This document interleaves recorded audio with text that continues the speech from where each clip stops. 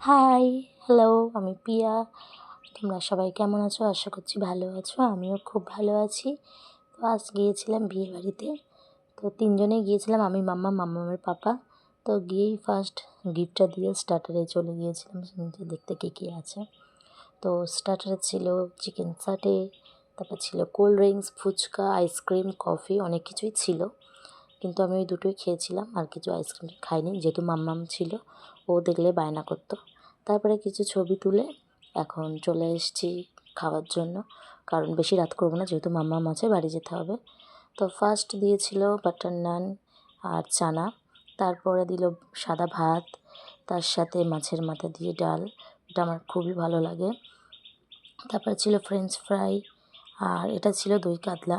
তো আমার দই কাতলা ভালো লাগে, কিন্তু এটা ঠিক ভালো লাগেনি, আমার ঠিক ভালো মাছটা দিইনি বলে আমার ঠিক ভালো লাগছিলো না, আমি এভাবে চেয়েও নিতে পারি না। তারপরে দিয়েছিল ফ্রায়েড রাইস, তার সাথে ছিল চিকেন কষা বা মাটন কষা, যেহেতু আমি মাটন কষা খাই না, তার জন্য আমি চিকেন কষাই নিয়েছিলাম। তারপরে চলে এলো চাটনি, পাঁপড়। তো চাটনিটা আমের চাটনি ছিল, সত্যি খেতে খুব সুন্দর হয়েছিল।